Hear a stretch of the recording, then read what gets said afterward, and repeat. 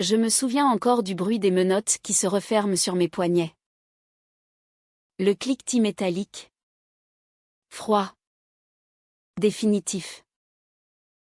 Et la voix de Stéphanie. Tremblante. Qui murmurait dans l'obscurité, « Hélène. Je t'en supplie. Cours », mais c'était elle qui courait. Et moi qui restais. Tout a commencé 3 ans plus tôt. Dans un café du Marais où la pluie tambourinait sur les vitres comme un avertissement que je n'ai pas voulu entendre. J'avais 29 ans. J'étais journaliste indépendante, spécialisée dans les enquêtes sur la corruption politique. Stéphanie, 31 ans, était procureure adjointe au parquet de Paris-Briante. Intègre. Terrifiée par sa propre vérité. Nous nous étions croisés lors d'un procès retentissant, nos regards s'étaient accrochés au-dessus des dossiers. Et quelque chose d'irréversible s'était produit. Notre amour a grandi en secret. Dans les appartements prêtés par des amis. Dans les hôtels discrets de province. Dans les nuits où nous nous promettions que, bientôt, nous pourrions vivre au grand jour. Mais Stéphanie était mariée à un mariage de convenance avec Antoine. Fils d'un haut magistrat. Alliance parfaite sur le papier. Divorcer aurait signifié la fin de sa carrière. Le scandale. La disgrâce familiale. Alors nous attendions. Toujours attendions. Jusqu'au jour où tout a basculé. Stéphanie travaillait sur une affaire explosive, un réseau de détournement de fonds publics impliquant plusieurs ministres et des entreprises du CAC 40. Elle avait rassemblé des preuves irréfutables des écoutes, des virements offshore, des témoignages protégés. Mais plus elle avançait, plus les menaces arrivaient. Des appels anonymes. Une voiture qui la suivait. Une lettre glissée sous sa porte, « Retirez-vous, ou votre secret sera révélé à tous. » Son secret. Notre secret. Un soir d'octobre. Elle est arrivée chez moi en pleurs. Tremblante. Ils savent. Hélène.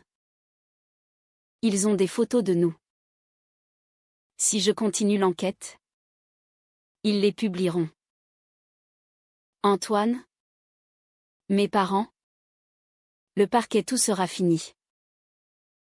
Je l'ai prise dans mes bras. Je lui ai juré que nous trouverions une solution. Mais au fond de moi, je sentais déjà la tempête. Quelques semaines plus tard, la pression est devenue insupportable. On a retrouvé le corps d'un de ses témoins clés dans la scène suicide. Selon la version officielle. Stéphanie a compris qu'elle serait la prochaine si elle ne lâchait pas l'affaire. Alors elle a pris une décision terrible, faire fuiter les preuves à la presse internationale avant de disparaître. C'était mon idée. J'avais des contacts à Londres, à Genève. Nous avons préparé son départ pendant des mois.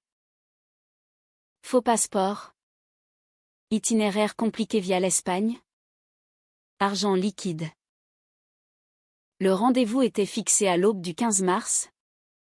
Sur le quai de la Tournelle. Je devais lui remettre l'enveloppe contenant le nouveau passeport et les billets.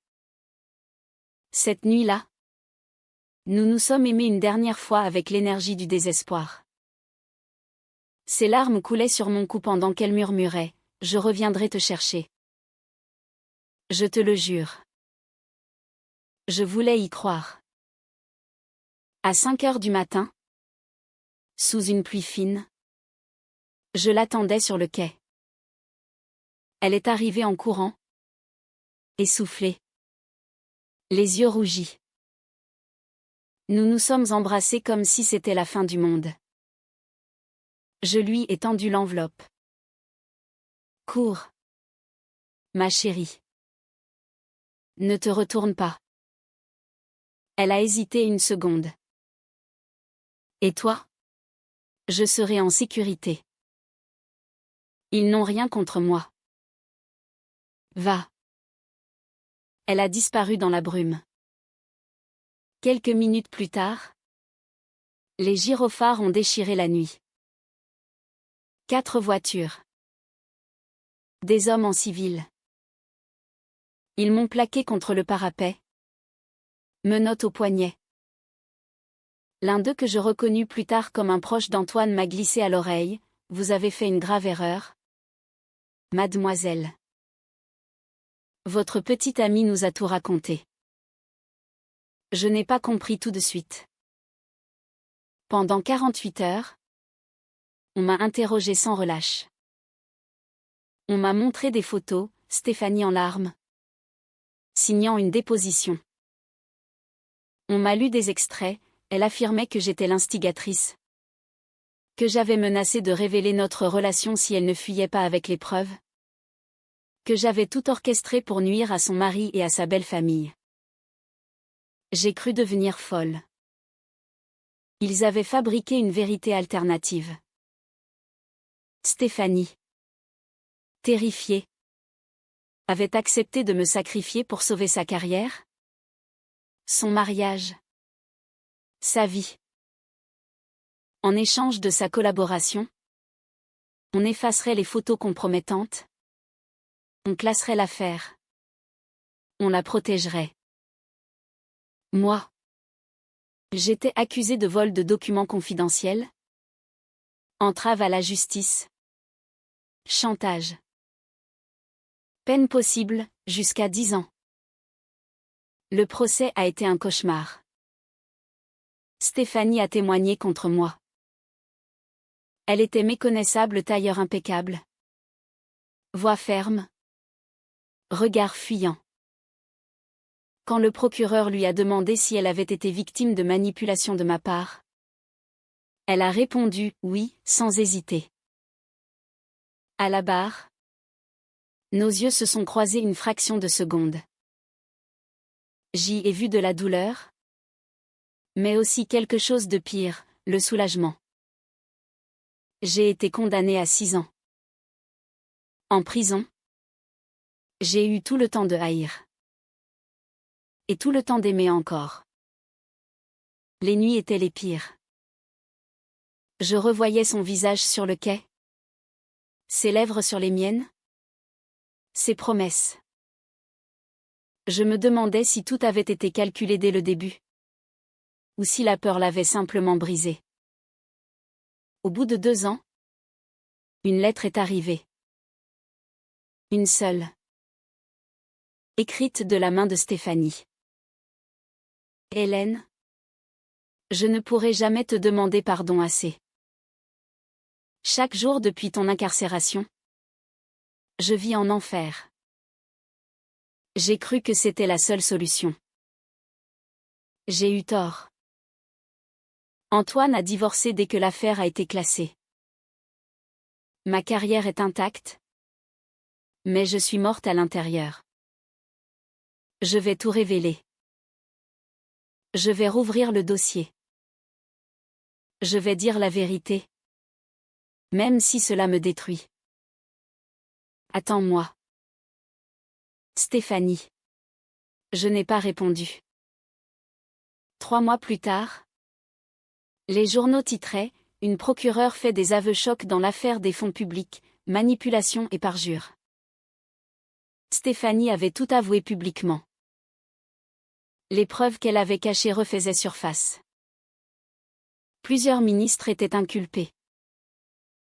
Antoine et son père étaient éclaboussés. Ma condamnation a été annulée.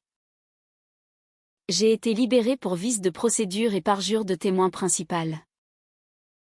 Quand je suis sortie, il pleuvait encore. Stéphanie m'attendait devant la prison. Amaigrie. Les yeux cernés. Elle n'a pas osé s'approcher. Je me suis avancée lentement. Pourquoi maintenant ? Ai-je demandé d'une voix rauque. Elle a baissé la tête. Parce que je ne supportais plus de vivre avec ton sacrifice. Parce que je t'aime encore. Parce que je veux payer? Moi aussi. J'ai longtemps regardé la femme que j'avais aimée plus que ma liberté. Celle qui m'avait trahi. Celle qui se détruisait enfin pour me rendre justice.